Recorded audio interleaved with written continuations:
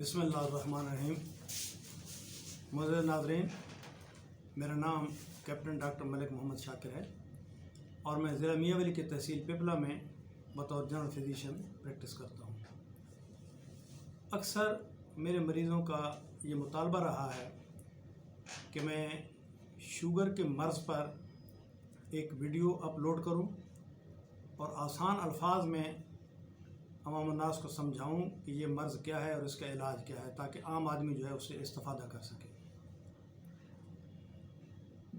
तो सबसे पहले असल मर्ज़ की बात करने से पहले मैं आपको बताना चाहूँगा कि एक सेहतमंद आदमी का जिस्म जो है वो किस तरह काम करता है। जब हमारे जिस्म में ग़िज़ा दाखिल होती है तो अल्लाह ताला ने हमारे मुंह, हमारे मैदे, हमारी अंतड़ियों और हमारे जिगर में बहुत सारे कारखाने लगा रखे हैं जो इस ग़िज़ा को मुख्तलिफ़ मराहिल से गुज़ार कर हज़म करते हैं। जो ही ग़िज़ा हमारे मुंह में दाखिल होती है तो ये फैक्ट्रियाँ ऑटोमेटिकली स्टार्ट हो जाती हैं, अपना काम शुरू कर देती हैं और मुख्तलिफ़ मराहिल से गुज़र के ये खुराक बिलाखिर ग्लूकोज़ में तब्दील हो जाती है। चाहे हम कोई कड़वी चीज़ खाएं, चाहे कोई मीठी चीज़ खाएं, दूध पिएं, गोश्त खाएं, रोटी खाएं, जो चीज़ भी हम खाते हैं तो बिलाखिर मुख्तलिफ़ मराहिल से गुज़र कर वो ग्लूकोज़ में तब्दील हो जाती है और ये ग्लूकोज़ फिर हमारे खून में दाखिल हो जाता है। जब ये ग्लूकोज़ खून में दाखिल हो जाता है और अगर इसको ठिकाने लगाने का कोई बंदोबस्त न हो तो आप जानते हैं कि इसकी मिकदार बढ़ती जाएगी खून में और बिलाखिर इस हद तक पहुँच जाएगा कि ये जिस्म के लिए नुकसानदेह होगा। तो फिर कुदरत ने इस ग्लूकोज़ को ठिकाने लगाने के लिए हमारे मैदा के पीछे एक और कारखाना लगा रखा है जिसको मेडिकल लैंग्वेज में पेनक्रियाज कहते हैं और उर्दू में उसको लुबलुबा कहते हैं। तो इस ग्लूकोज़ को, जो कि हमारी असल ज़रूरत है जिस्म की, जिससे तवानाई पैदा होगी, इसको असल मकाम तक पहुंचाने के लिए ट्रांसपोर्ट की ज़रूरत है। ये ट्रांसपोर्ट कहाँ से मुहैया होती है? अल्लाह ताला ने जो कारखाना लगाया है पेनक्रियाज का, उसमें इसके ट्रक उसमें मौजूद रखे हैं। वहाँ इसके ट्रक पैदा हो रहे हैं, बन रहे हैं। मेरा मतलब है इंसुलिन से जो ही इसकी मिकदार बढ़ती है या पैदा होती है खून में तो ये ट्रक खून में शामिल हो जाते हैं और ये जो बोरियां भरी हुई ग्लूकोज़ की आपके खून में गर्दिश कर रही हैं, इनको हासिल करके ये ट्रक हर सेल तक पहुंचते हैं, जिस्म के एक एक कोने तक पहुंचते हैं। और सेल क्या है? जिस तरह एक किसी इमारत का बुनियादी यूनिट जो है वो ईंट होती है, इसी तरह इंसान और हैवान, तमाम जितने जानदार हैं, उनके जिस्म का बुनियादी जो यूनिट है वो सेल होता है। आप खुली आँख से ये सेल का मुशाहिदा नहीं कर सकते, ये इतना छोटा होता है कि इसे माइक्रोस्कोप के ज़रिए देखा जा सकता है। तो बहरहाल हर सेल तक ये ग्लूकोज़ पहुंचाने का काम जो है ये ट्रांसपोर्ट के तौर पे ये इंसुलिन काम करती है। इंसुलिन उसको लेकर सेल तक पहुंचाती है और सुबहान अल्लाह सेल के अंदर फिर अल्लाह ताला ने और फैक्ट्रियां कायम कर दी हैं जहां ये ग्लूकोज़ जाके मज़ीद फाइन होता है, प्रोसेस होता है और ये 3 हिस्सों में तकसीम हो जाता है। जो हमें ज़रूरत है, एनर्जी पैदा होती है एक तो, और दूसरा इससे कार्बन डाइऑक्साइड पैदा होती है और तीसरा इसका पानी पैदा होता है।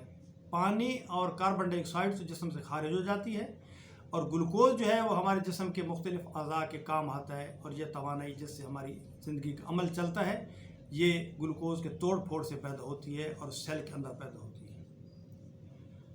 ये तो एक तंदुरुस्त आदमी के जिस्म का अमल था कि वो किस तरीके से तवानाई पैदा करता है और काम करता है, जिसको बीमारी नहीं है। लेकिन आप ज़रा सोचें, अब मर्ज़ की तरफ आते हैं कि अगर ये ग्लूकोज़ जो हमारे खून में गर्दिश कर रहा है, अगर इसको ट्रांसपोर्ट मुहैया न हो, इंसुलिन मुहैया न हो, ये इंसुलिन थोड़ी मिकदार में मौजूद हो या फिर इंसुलिन के काम में किसी किस्म की कोई रुकावट हो जिसको हम इंसुलिन रेजिस्टेंस कहते हैं, तो फिर ये पूरा ग्लूकोज़ तो सेल के अंदर नहीं पहुंचेगा और पूरा ग्लूकोज़ नहीं पहुंचेगा हमारी रिक्वायरमेंट के मुताबिक, तो यकीनन उतनी एनर्जी भी पैदा नहीं होगी।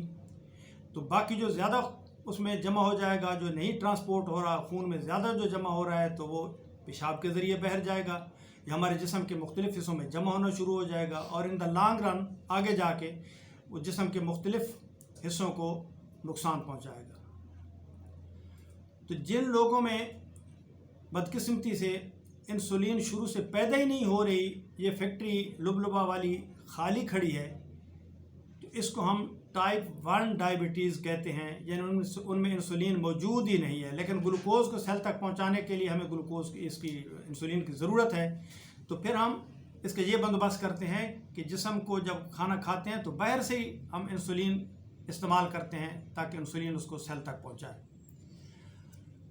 और जिन लोगों में इंसुलिन कम पैदा हो रही है लुबलुबे की किसी बीमारी की वजह से, या किसी सतह पे इंसुलिन रेजिस्टेंस है, यानी कि इन ट्रकों में, इनके रास्ते में कोई रुकावट पैदा हो रही है ले जाने में ग्लूकोज को सेल तक, तो फिर उसके लिए हम अद्वियात तजवीज़ करते हैं जो लुबलुबे को मजबूर कर देते हैं कि जो उनके पास भी स्टोर में इंसुलिन मौजूद है वो खाने के वक्त जब ग्लूकोज का लेवल बढ़े तो वो मुहैया करे और ये ट्रक जाके उसको पहुंचाएं वहाँ सेल लेवल तक।